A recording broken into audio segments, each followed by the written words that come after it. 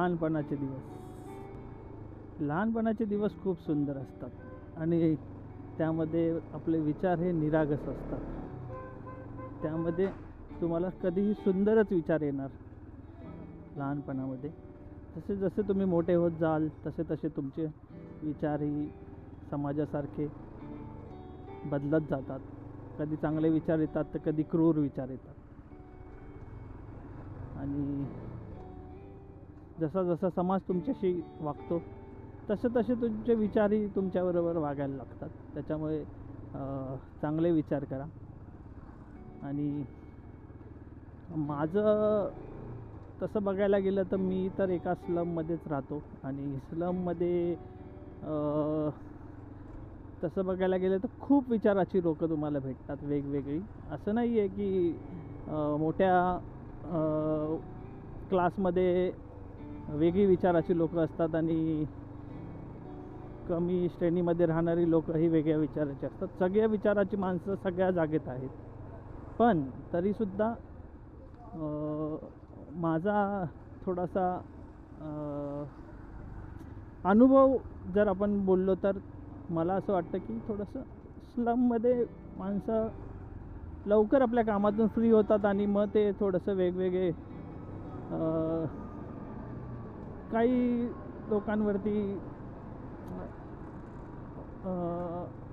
एक डिक्टेटरशिप म्हणून बघा, जे त्यांच्यापेक्षा अजून छोटे आहेत त्यांना ते अजून दाबतात. तर हे तसं बघायला गेलं तर सर्वच फॉर्मॅटमध्ये आहे हे, की ज्याच्याकडे शक्ती असते तो त्याच्यापेक्षा खालच्या लोकांना दाबतो. हे सगळीकडेच आहे. तरीसुद्धा पण मी विचार असा करतो की माझं तसं बघायला गेलं तर माझं एकच ब्रीदवाक्य बोला किंवा मला असं वाटतं की मी निसर्गापासून एकच गोष्ट मागतो की मी निसर्गाला नेहमी बोलतो की माझ्यासाठी की मला खूप काही मोठं नाही हवं आहे. मला समाधानकारकच गोष्टींमध्ये मी समाधानी होतो. हे माझा स्वभाव आहे.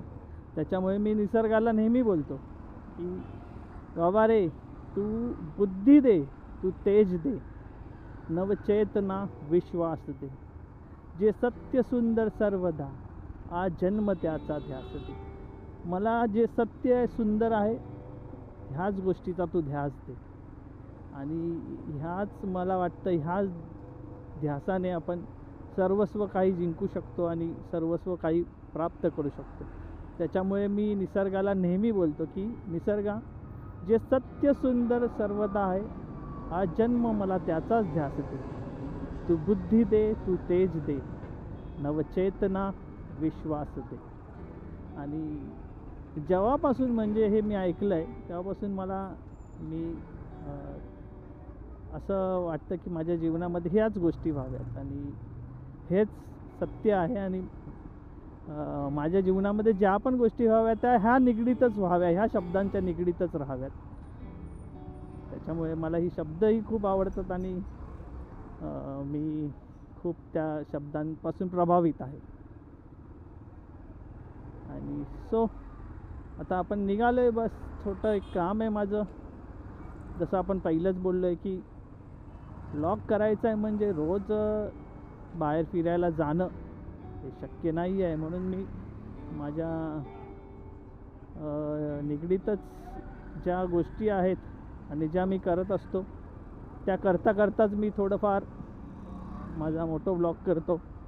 आणि मला एक आवड आहे की माझ्या हेल्मेटला कॅमेरा लावायचा आणि बस शूट करायचं. आणि पण त्याच्यासोबत आता मी ह्या व्हिडिओ पण बनवतो आहे. बघू आपला प्रवास कसा होईल पुढे.